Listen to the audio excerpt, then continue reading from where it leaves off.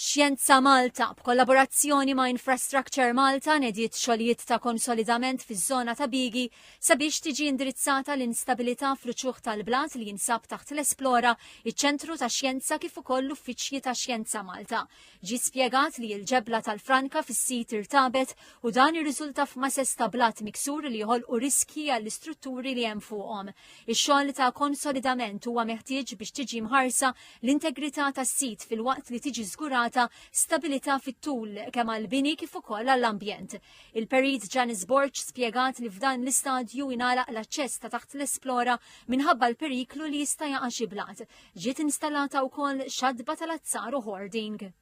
Għaldaqstant, għażmien li ġej l-aċċess ħajkun restritt biex inkunu nistgħu nagħmlu l-interventi neċessarji u nkunu nistgħu nagħmlu dak li jgħidulhom rock anchoring u norbtu l-blat li hemm mhux sikur.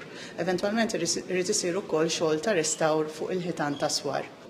Is-Segretarju tal-Assoċjazzjoni Wirt il-Kalkara, Duncan Brincat, stqar li inizjattivi bħal dawn ikomplu jħarsu l-wirt storiku tal-Kalkara li minnu nnifsu huwa wieħed nazzjonali.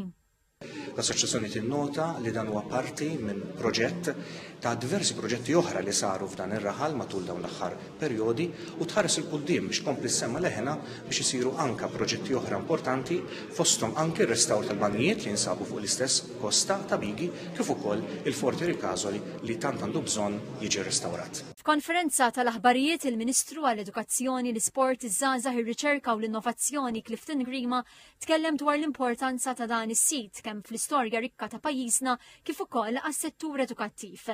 Il-Ministru għat-Trasport, l-Infrastruttura u x-xogħlijiet pubbliċi Chris Bonnet irrimarka li l-isforz kollaborattiv ta' diversi entitajiet huwa evidenza tal-impenn tal-Gvern biex jipproteġi s-sigurtà tan-nies, il-wirt storiku u l-ambjent għal ġenerazzjonijiet futuri.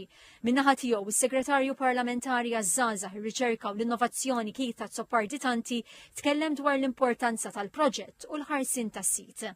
Is-Sindku tal-Kalkara Wayne Aquilina laqajt tħabbira ta' dan il-proġett li la darba jitlesta jingħaqad ma' kullana ta' xogħlijiet infrastrutturali li diġà saru fil-Kalkara.